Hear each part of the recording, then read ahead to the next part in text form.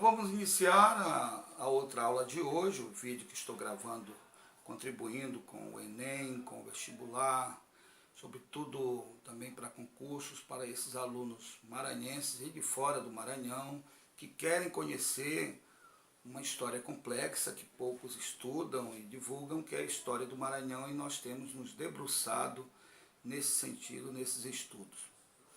A aula de hoje versará sobre a economia do Maranhão no período imperial, né? Século XIX, esse é o período que a gente chama de Maranhão Imperial. E a gente pode puxar um pouquinho para trás aqui, desde o período pombalino, né?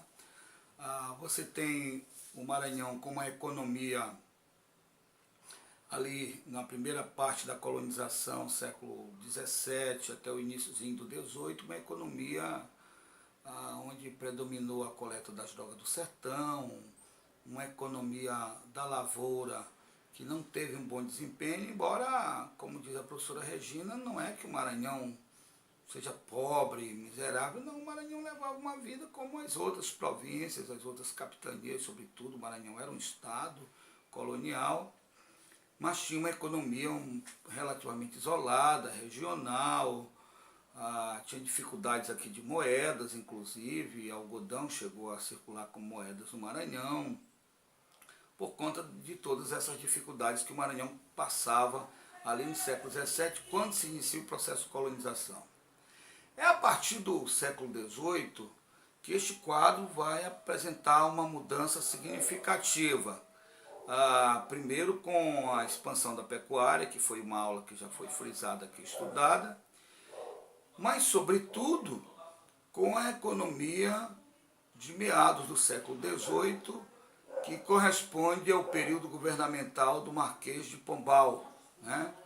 Dom José vai nomear primeiro-ministro o Sebastião de Melo, né, o Marquês de Pombal, e ele vai ter um papel fundamental no que tange a economia maranhense. Por exemplo, tá? Pombal, aqui no Maranhão, vai criar para cá uma companhia de comércio, a famosa Companhia de Comércio do Grão-Pará e Maranhão.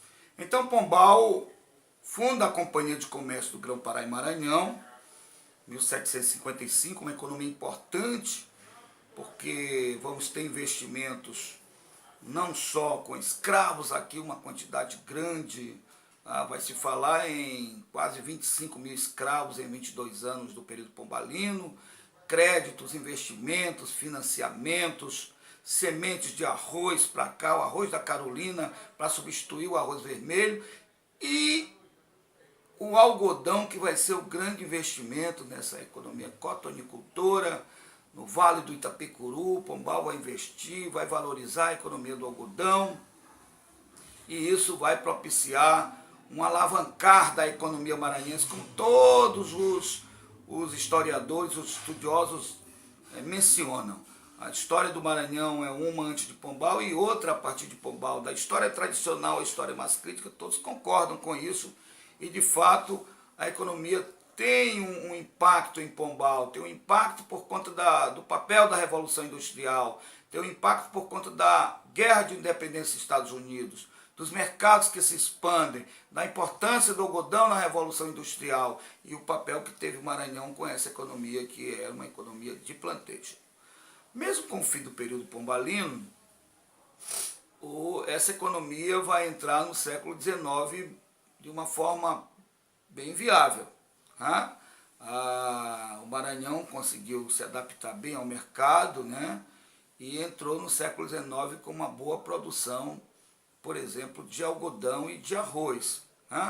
Essas vão ser economias importantes já no século XIX, no pré-independência, e depois no pós-independência, entrando o período imperial, né?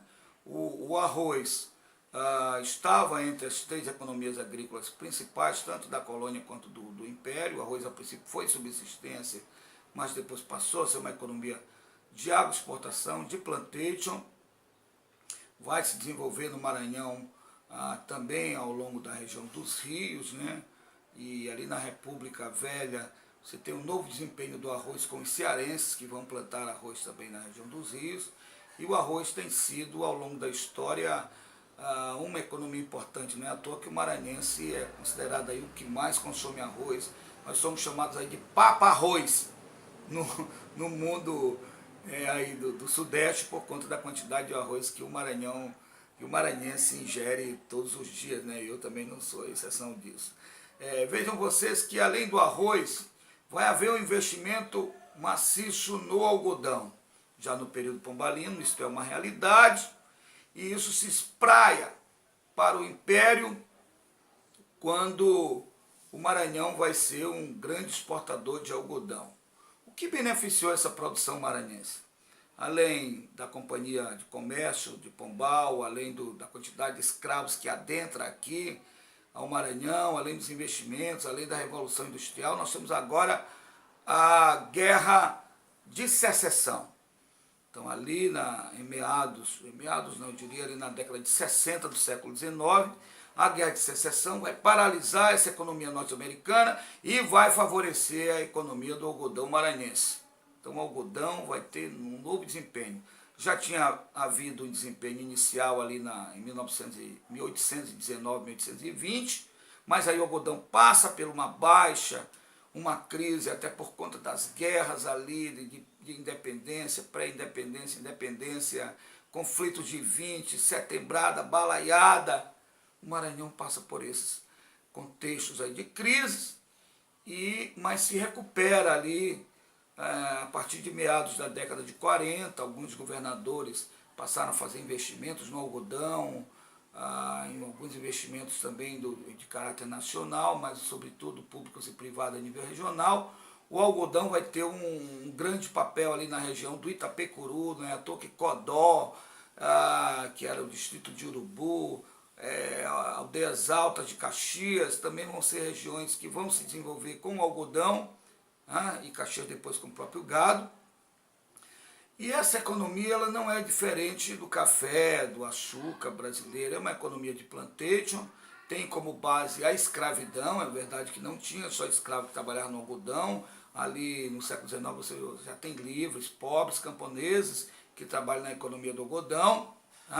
Você vai ter também uma economia agroexportadora, praticamente monocultura, dependente do mercado externo, do trabalho escravo, de investimentos. E essa economia tem duas frases sobre ela. Uma que o historiador diz que o Maranhão, o algodão que era branco, tornou-se negro, o que mostra a grande inserção do trabalho escravo. Essa questão já caiu na UEMA, a inserção do trabalho escravo na economia do algodão. E a outra é Celso Furtado, quando diz que o algodão é uma falsa euforia. A economia maranhense é uma falsa euforia por causa desses ciclos, de subida e descida, não é uma economia estável, portanto, assim, esse importante historiador se refere à economia maranhense. O algodão foi importante porque não só fez crescer o plantel de escravos aqui, mas possibilitou riquezas, formação de uma classe dominante, a exploração dos escravos e dos pobres também em cima do algodão, uma sociedade que pôde inclusive mandar seus filhos estudar no exterior a partir dessa economia algodoeira. Ela tem uma inserção de financiamento, de balança comercial, e vai tornar o Maranhão, não é à toa, uma das 5 províncias mais viáveis do Império, e o algodão tem um papel preponderante nesse contexto. Mas o algodão, depois de 15, 20 anos, entrou em decadência, ali pela década de 80, 1880, e desde a década de 70 já uma outra economia agroexportadora vinha ascendendo. É o açúcar. Essa economia ela é espetacular porque você não tem uma economia do açúcar na colônia no mesmo nível do algodão. O algodão foi mais, o algodão foi até moedas aqui no período colonial. O açúcar tinha dificuldades, alguns engenhos aqui com os holandeses, antes e depois dos holandeses, mas a produção açucareira aqui era bem pequena, utilizava muita mão de obra indígena, Então tinha essa problemática aí, não podia concorrer com Pernambuco, os mercados eram mais restritos ao Maranhão, o próprio isolamento da colônia fazia com que o açúcar não tivesse esse grande histórico. Agora vai passar a ter. E o que causou esse impacto do açúcar? Primeiro, até perceber por que o algodão entrou em colapso antes, né? O colapso do algodão está relacionado ao mercado externo. Não podemos concorrer com o mercado externo, não podemos concorrer com o mercado interno. Outras províncias como Pernambuco, São Paulo, Rio tiveram um crescimento maior. A recuperação dos Estados Unidos na Guerra de Secessão e a falta de mão de obra qualificada, maquinário, mão de obra especializada, estradas, fretes caros, problemas de má administração de algumas dessas empresas do algodão, o problema da retração, da instabilidade do mercado fizeram com que o algodão entrasse em colapso. Entrou em cena o açúcar. E o que possibilitou o crescimento do açúcar, primeiro, investimentos públicos e privados, por exemplo, Martin Zoyer, um dinamarquês, investiu aqui maciçamente no açúcar e era dono dos principais engenhos, mas há também investimentos públicos, tanto do Estado quanto federal. Aqui o governo federal construiu os engenhos centrais, um muito grande na região de Caxias e um maior ainda na região do Pindaré. Esses engenhos tiveram um papel preponderante, porque só eles acumulavam aí uma produção de quase 1/3 de todo o nosso açúcar que era exportado. Eram engenhos qualificados, com mão de obra escrava, livre, até estrangeiros trabalhavam em algumas máquinas vindas da Europa. O engenho aqui de Pindaré tinha um pequeno parque ferroviário, já tinha iluminação a gás, portanto você tinha aí uma infraestrutura bem interessante desses engenhos que vão produzir em larga escala. Então, assim como o Maranhão exportou algodão em larga escala no Império, ali pela década de 60, 70, vai o Maranhão também exportar açúcar em larga escala para a Europa, ali pelo período dos anos 70 e 80 do século XIX, né? Você vai ter também uma economia que é agroexportadora, também uma relativa monocultura, economia de plantation, e o escravo era a mão de obra principal, mas não esquecendo que não havia só escravo, já é um período que os livres pobres também estão adentrando e se desenvolvendo esse trabalho, porque aí com o fim do tráfico e com o tráfico interprovincial, a escravidão não foi a mesma no Maranhão, se passou a vender esses escravos e aí se perdeu uma parte dessa mão de obra. Por isso, alguns estudiosos vão dizendo que desde cedo o negro foi sendo substituído pelo livre pobre, que foi então tendo inserção nessa economia. A economia do açúcar também durou no máximo 15 anos, logo entrou em decadência ali por meados dos anos 80, mas a elite maranhense ela se negou a morrer, a desaparecer desse cenário nacional, porque repare que o açúcar também gerava riquezas, e quando da sua decadência o açúcar teve problemas. Por que declinou o açúcar? A questão do açúcar de beterraba na Europa projetou concorrência, a questão dos engenhos cubanos, que eram muito mais estruturados e desenvolvidos do que os nossos, com capital holandês, investimento holandês, a falta de tecnologia, aquelas mesmas coisas, né? Problema de estradas, de frete, instabilidade do mercado brasileiro, da economia brasileira, falta de uma visão empresarial, de investimento, de acúmulo de capitais. Isso tudo levou o açúcar a um colapso. E a elite, então, investiu numa outra economia. O que fez a elite? Vendeu todo esse patrimônio, como dizia o professor Caldeira, a elite vendeu o patrimônio de escravos que chegavam a preço baixo em determinado momento, vendeu o patrimônio de terras, né?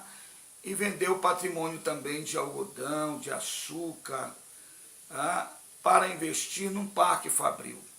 Um outro aspecto importante no investimento desse parque foi o capital advindo de empresas, de fábricas que já tinham se instalado aqui desde a década de 50, começa a se instalar uma outra empresa, década de 60, 70, companhias de comércio, companhia de água, de luz, né? Companhia de bancos, companhias bancárias, outras companhias em geral de comércio, elas começam a se instalar no Maranhão entre 60, 70 e 80, e esse capital, segundo o professor Caldeira, vai projetar esta nova economia, que é a economia da indústria, que é a economia das fábricas. Essas fábricas estavam situadas principalmente nos municípios de São Luís, Codó e Caxias, tiveram um desempenho muito grande ali entre 1880 e 1910, o Maranhão chegou a ser o segundo em fábricas,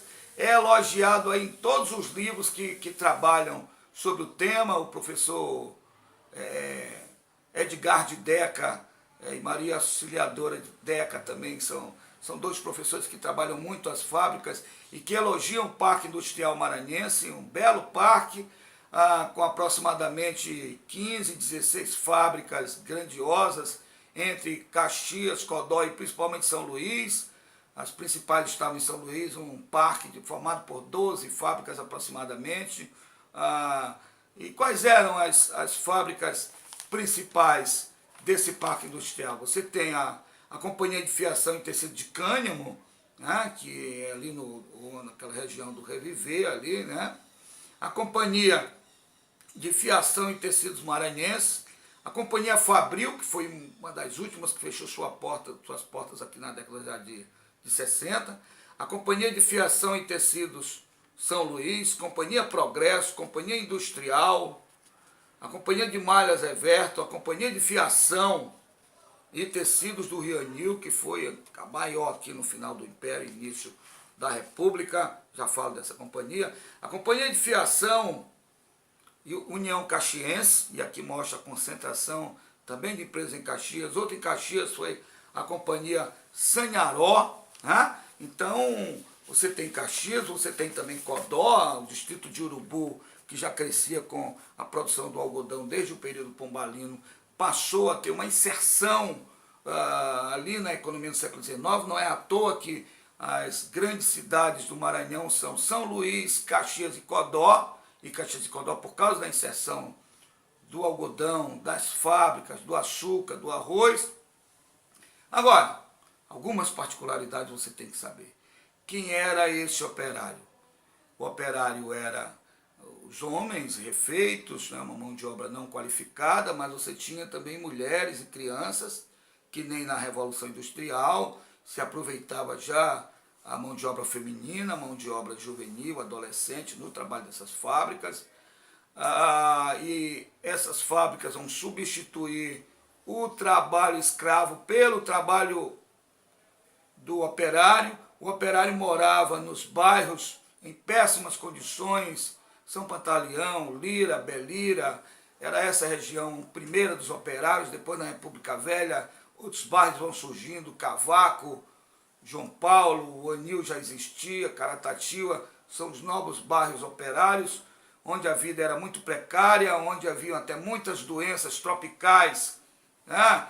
E as pessoas morriam não só de doenças das fábricas, a tuberculose, mas morriam também de tifo, cólera, por conta da dificuldade do saneamento, das péssimas condições de trabalho nas fábricas. As fábricas eram fechadas, as pessoas respiravam muito pó de fábrica, de tecido, e acabavam tendo o que minha avó chamava de tísica, né, que era a tuberculose, e aí grande parte dessas pessoas morriam. Além disso, novas relações sociais vão surgir com as fábricas, uma São Luís mais urbana, Caxias, Codó também vão ter outras inserções. O trabalho é um trabalho agora assalariado, embora sem nenhuma condição social. Começaram aí as primeiras greves no final do Império e no início da República Velha, por falta da atenção do Estado e de atender as reivindicações desses operários que lutavam por determinados direitos, né?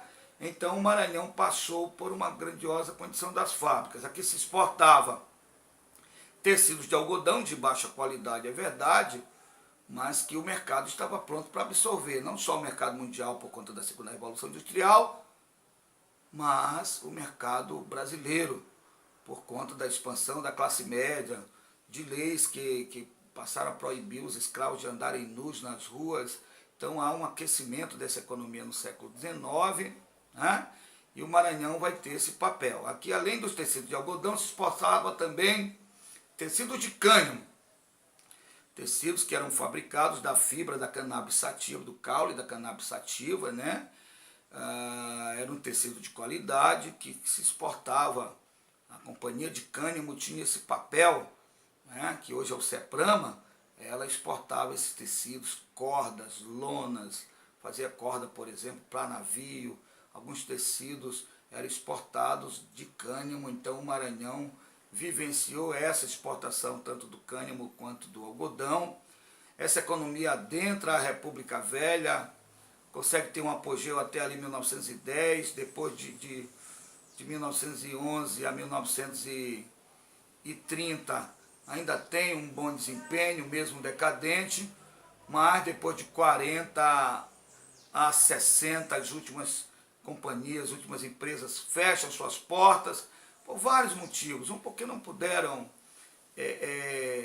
ter estrutura adequada, faltava infraestrutura, faltava capital, máquinas que quebravam e não eram repostas, equipamentos faltavam, o capital não era o mesmo, a administração também faltava qualidade, mão de obra que não era qualificada, o problema do frete, o problema da falta de estradas e embarcações de qualidade para levar o produto. Além de tudo, a falta de uma estrutura econômica do Brasil, né?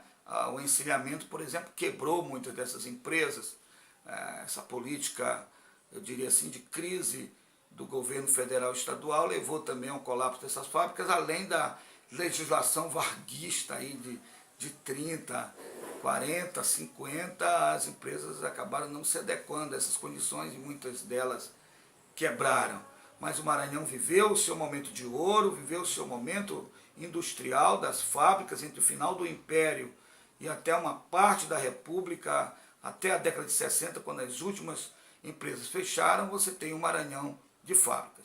Fora esta economia, você tem também a importância da economia do couro aqui no Império e a economia de subsistência. Se fala muito dessa economia de grandes proporções, de exportação, mas pouco se fala da economia de subsistência do arroz, do milho, do feijão. Era a economia de toco, aqui onde tem já esse camponês que trabalha na roça. Essa economia sempre teve uma relevância na nossa história. Então eu estudei com vocês, mostrei a importância da economia maranhense aí, desde o período pombalino até um pedaço da República, para você ter uma boa formação e poder se defender das perguntas que poderão advir do Enem, dos vestibulares, sobretudo da UEMA e dos concursos públicos. Um abraço a todos e continuem me acompanhando no YouTube.